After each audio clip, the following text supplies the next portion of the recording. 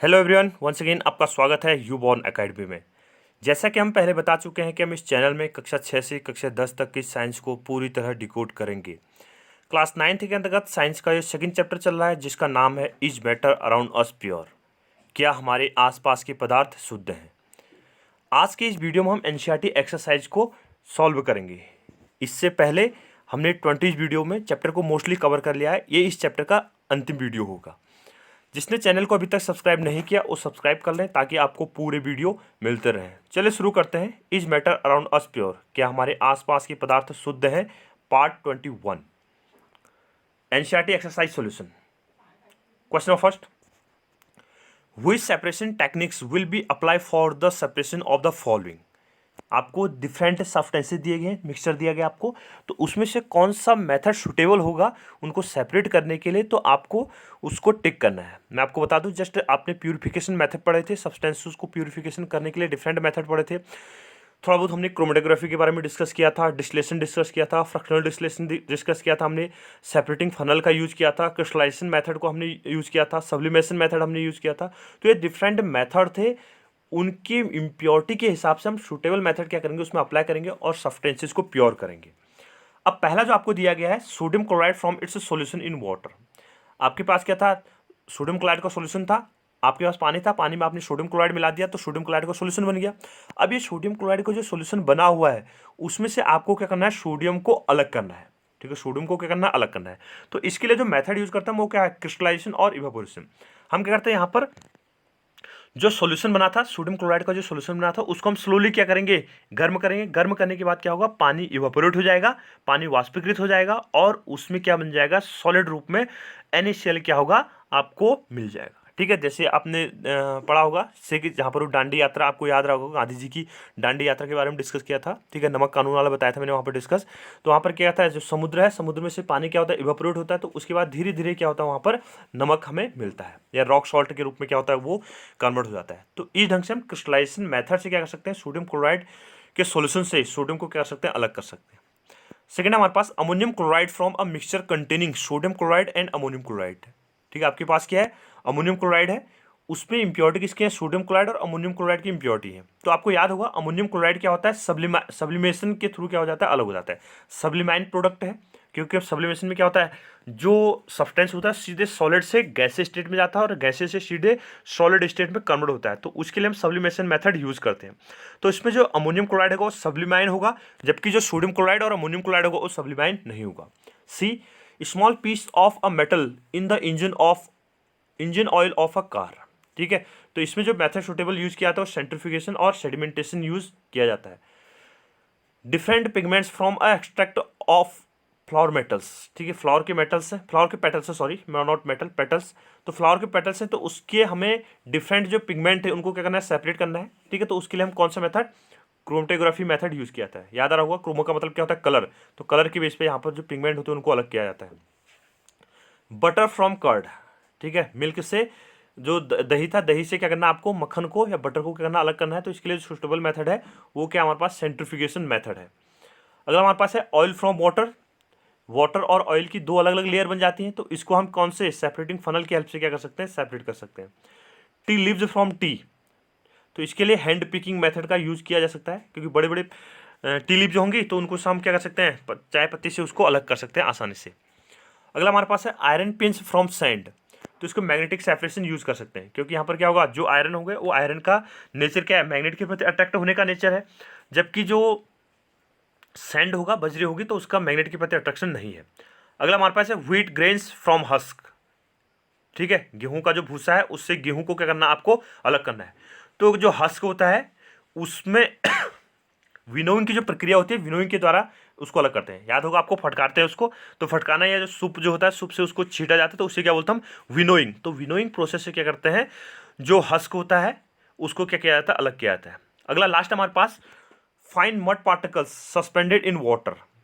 Water में क्या है, मड पार्टिकल्स है, सस्पेंडेड है उसमें, तो उसको हम सेंट्रीफ्यूगेशन टेक्निक से क्या किया जा सकता है, अलग किया जाता है। तो ये हमारे पास डिफरेंट मेथड थे, इनको याद रखिएगा। आपकी जो हायर एजुकेशन, हायर क्लासेज होंगे वहाँ पर भी क्या करेगा, आपको हेल्प करेगा। Right the steps you would use for making tea.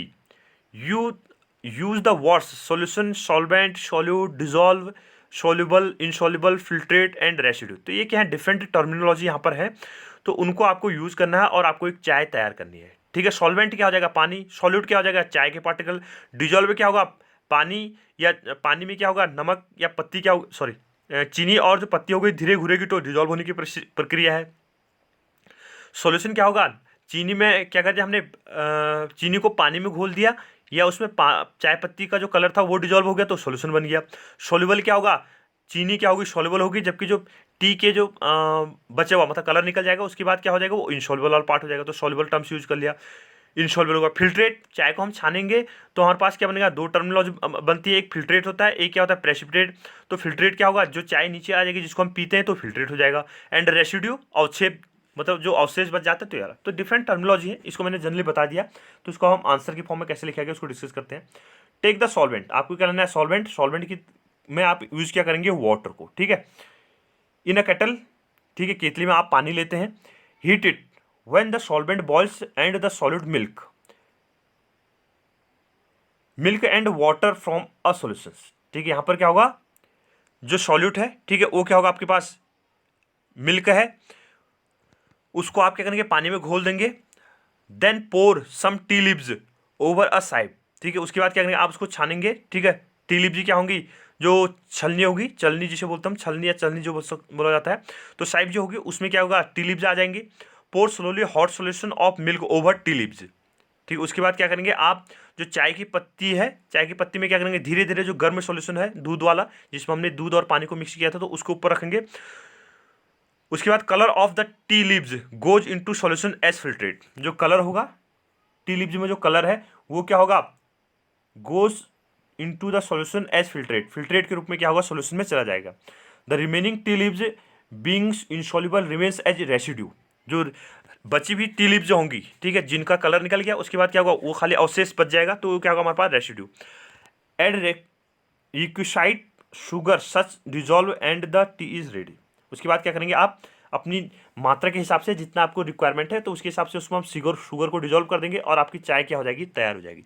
तो डिफरेंट हमने टर्मिनोलॉजी यूज की, तो उसके अकॉर्डिंग हमने यहाँ पर देखा। प्रज्ञा tested the solubility of three different substances at different temperature and collect the data as given below. Results are given in the following table as grams of substances dissolved in 100 grams of water to form a saturated solution. तो आपको क्या different temperature की condition दी गई है, तो different temperature की condition में आपको दो तीन यहाँ पर ऑब्जर्वेशन है, ठीक है, दो तीन सॉल्ट हैं और उनका ऑब्जर्वेशन किया गया है, तो उसके हिसाब से क्या करना, आपको यहाँ पर टेबल को फिल करना है। ठीक है, तो टेम्परेचर इन केल्विन, याद रखिएगा केल्विन में टेम्परेचर दिया गया है। सब्सटेंसेस डिजॉल्व, अलग अलग सब्सटेंस है, एक ही आपके पास पोटेशियम नाइट्रेट है, सोडियम क्लोराइड है, सोडियम क्लोराइड है, सॉरी पोटेशियम क्लोराइड है, अमोनियम क्लोराइड है। तो ये चार सब्सटेंसेस आपको दिए गए हैं। टेम्परेचर दिया गया आपको 283 केल्विन, 293, 313, 333, 353। तो ये डिफरेंट टेम्परेचर की आपको कंडीशन गिवन है। तो पोटेशियम नाइट्रेट, ठीक है, तो 283 केल्विन पे 21, तो ये आपका डिफरेंट डेटा है, तो इसको हम क्या करेंगे, आगे डिस्कस कर रहे हैं। आपके लिए क्वेश्चन है यहाँ पर, what mass of potassium nitrate would be needed to produce a saturated solution of potassium nitrate in 50 gram of water at 313 kelvin temperature. 313 kelvin temperature पे, ठीक है, जो पोटेशियम नाइट्रेट है, ये आपको पास क्या है, 313 केल्विन टेम्परेचर है। पोटेशियम नाइट्रेट कितना है, कितना कह रहा है, potassium nitrate in 50 gram of water, 50 gram water में आपको पोटेशियम नाइट्रेट का कितना सॉल्यूशन पार्ट रिक्वायर्ड होगा, तो उसको डिस्कस करना है। ठीक है, तो क्या है, at 313 kelvin potassium nitrate for saturated solution for 100 grams equal to 62 grams. तो आपको 50 ग्राम के लिए कितना चाहिए होगा, 31 ग्राम चाहिए होगा। ठीक है, देखो 313 पे है, तो पर 100 ग्राम्स में ये सॉल्यूशन बनाया गया है। ठीक है, तो 313 पे जो पोटेशियम नाइट्रेट था वो 100 ग्राम में कितना है, 62 ग्राम है। 100 ग्राम में कितना है, 62 ग्राम, 62 ग्राम है। तो इसका आधा 50 ग्राम में कितना डिजॉल्व होगा, 50 ग्राम के लिए कितना चाहिए होगा, इसका आधा, तो जस्ट 62, 62 डिवाइडेड बाई 2 कर दिया हमने, तो कितना हो जाएगा, 31 ग्राम। जैसे कि हमने क्या किया था, 100 ग्राम में था, उसको 2 किया तो कितना बनेगा, कितना आएगा, 50 ग्राम आ गया।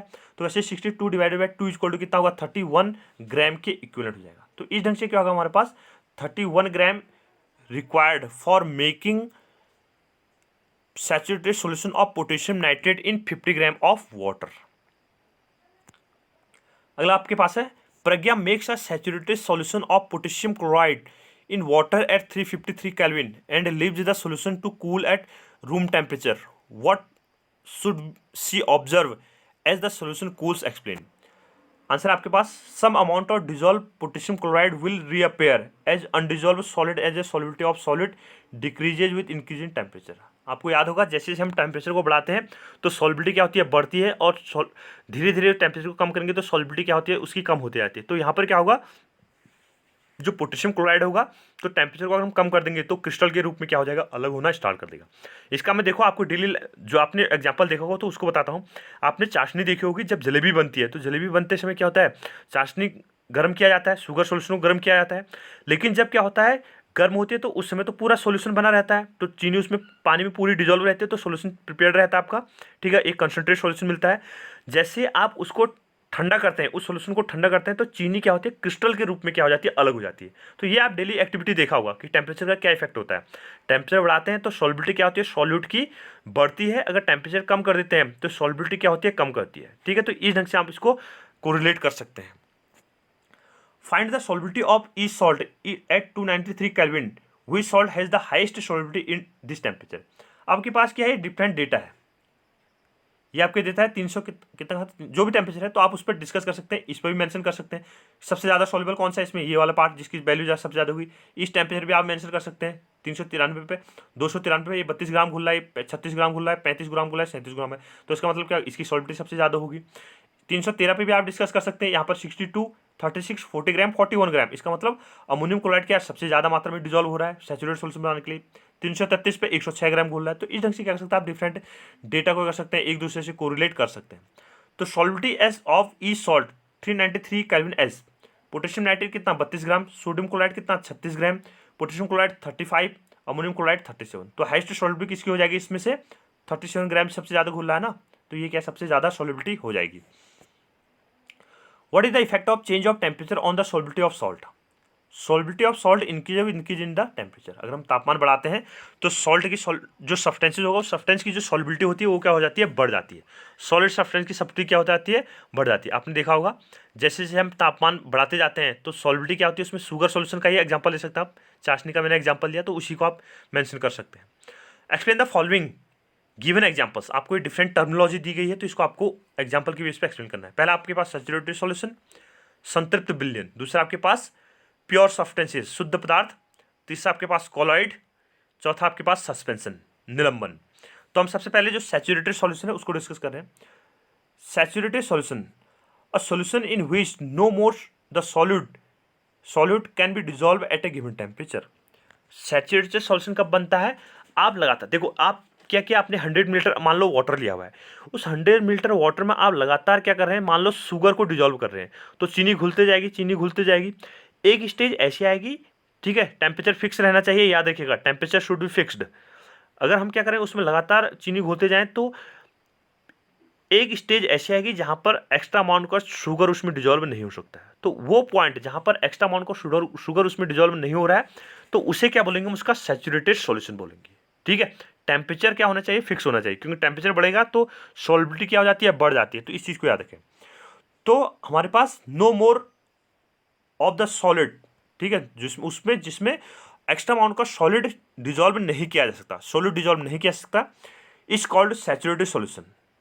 Suppose 50 gram of solid is the maximum amount of that can be dissolved in 100 gram of water at 298 Kelvin.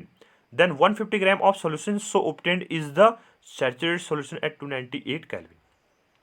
तो आपने देखा कि यहाँ पर क्या है, 50 ग्राम चीनी को 100 ग्राम वाटर में क्या क्या आपने डिजोल्व किया। टेम्परेचर देखो मेंशन कर दिया कितना, 298 केल्विन। तो टेम्परेचर मैक्स क्या होना चाहिए, मेंशन होना जरूरी है। तो 298 केल्विन पर 50 ग्राम चीनी 100 ग्राम वाटर में क्या हो सकता है, डिजोल्व हो सकती है। इससे ज़्यादा का शुगर उसमें डिजोल्व नहीं हो सकता है, तो इसे क्या बोलेंगे हम, सैचुरेटेड सॉल्यूशन बोलेंगे। अगला आपके पास है pure substances. A pure substance consist of a single of matter of particles and can not be separated into other kind of matter by any physical process. ठीक है, हमारे पास क्या होगा, जो प्योर सब्सटेंसेस होगा उसमें क्या होंगे, एक ही तरह के क्या होंगे, पार्टिकल्स उपस्थित होंगे। जैसे मैंने पहले भी बताया है, मान लो आपके पास एनी शेल के क्रिस्टल है तो उसमें सारे पार्टिकल किसके होने चाहिए, एनी शेल के होने चाहिए। आपके पास कॉपर मेटल है तो कॉपर मेटल के ही उसके सारे सब्सटेंसेस होने चाहिए।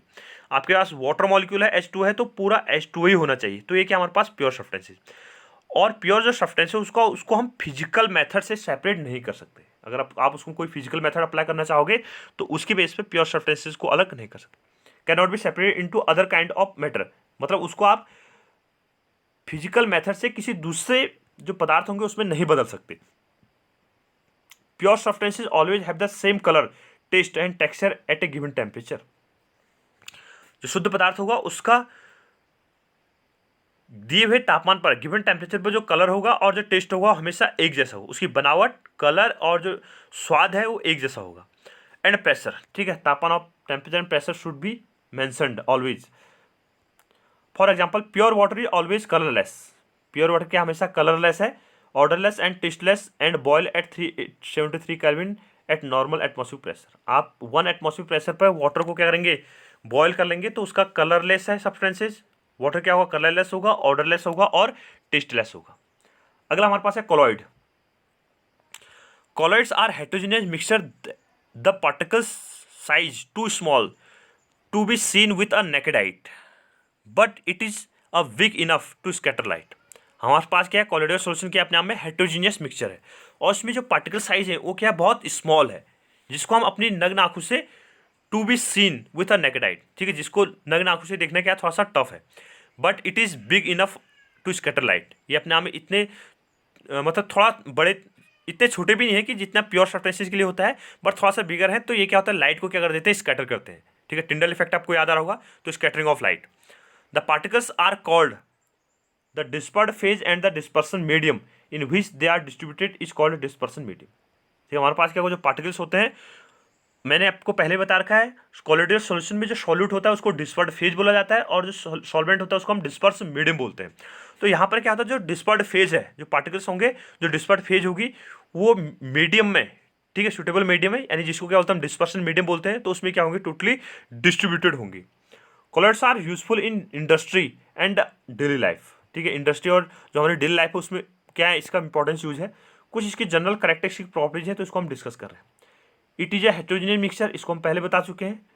The size of particles of colloid lies between 1 to 100 nanometre and can not be seen by naked eyes.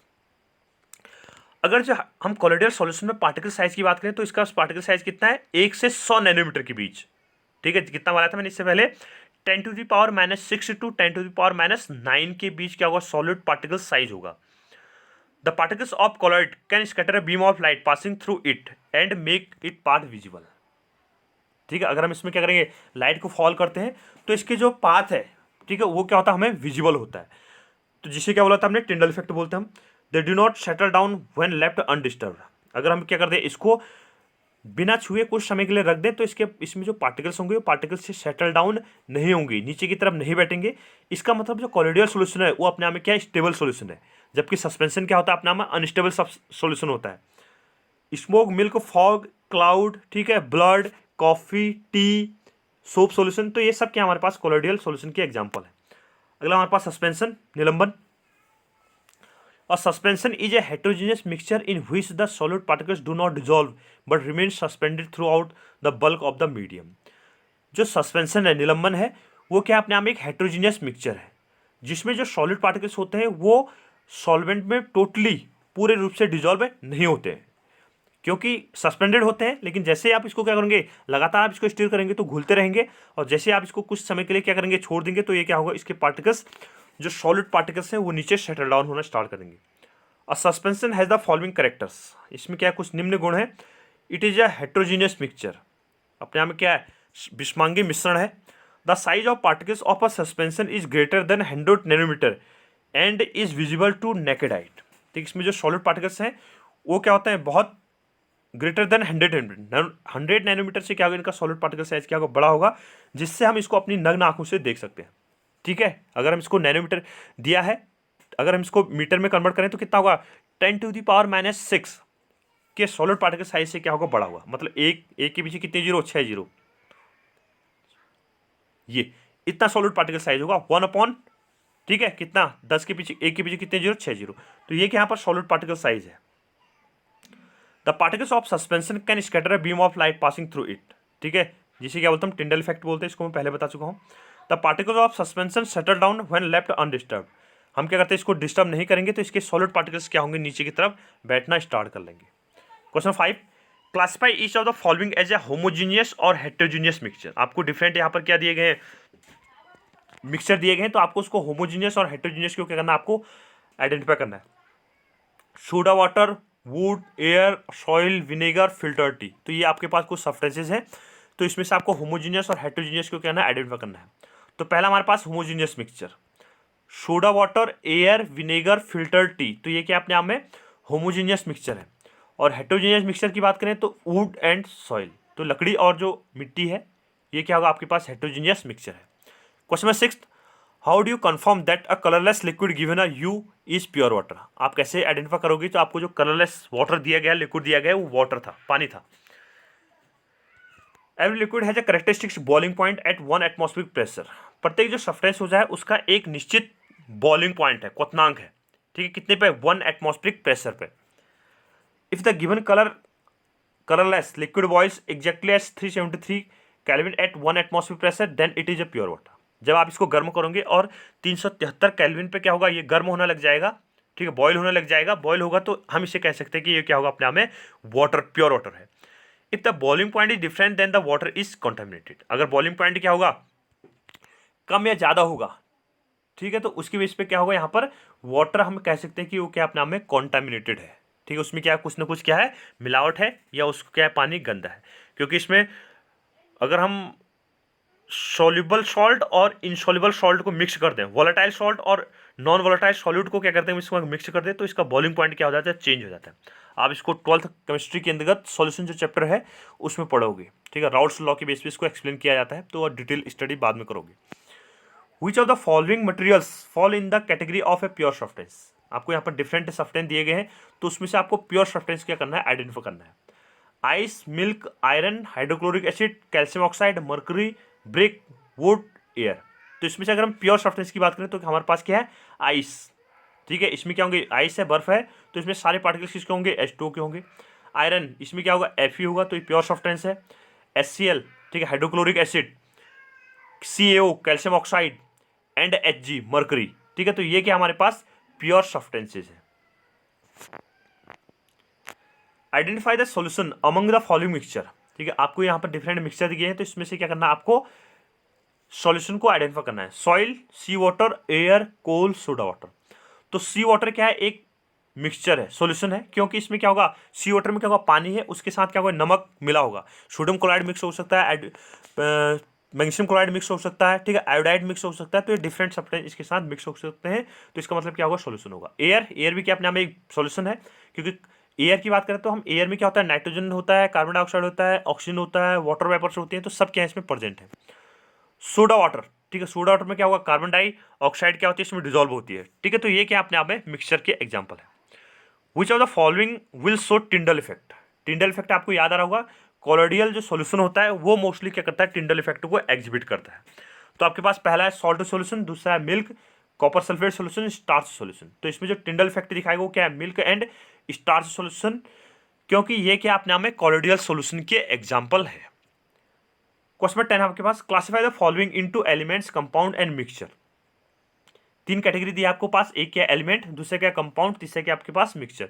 तो इसमें क्या करना, आपको अरेंज करना है। तो सोडियम है हमारे पास, सॉइल है, शुगर सॉल्यूशन है, सिल्वर है, calcium carbonate, tin, silicon, coal, air, soap, methane, carbon dioxide, blood, ठीक है, तो आप इसको हम आइडेंटिफाई करें। तो एलिमेंट क्या है इसमें से, सोडियम, सिल्वर, टिन और सिलिकॉन, तो ये क्या अपने आप में एलिमेंट है, ठीक है, याद रखो इसमें से मेटल और नॉन मेटल होते हैं, ठीक है, तो सिलिकॉन क्या अपने आप में नॉन मेटल है, नॉन मेटल का मतलब मेटलॉइड, सॉरी मेटलॉइड, उपधातु, ठीक है, जो सिलिकॉन जो चिप बनती है तो उसमें क्या किया जाता है, इस सब्सटेंसेस का यूज किया जाता है, सिलिकॉन की चिप बनती है, ठीक है, पेन ड्राइव बनाने में इसका यूज किया था, या माइक्रो जो कंप्यूटर के क्या होते हैं कुछ पार्ट्स होते हैं तो उसको बनाने में इसका यूज किया जाता है।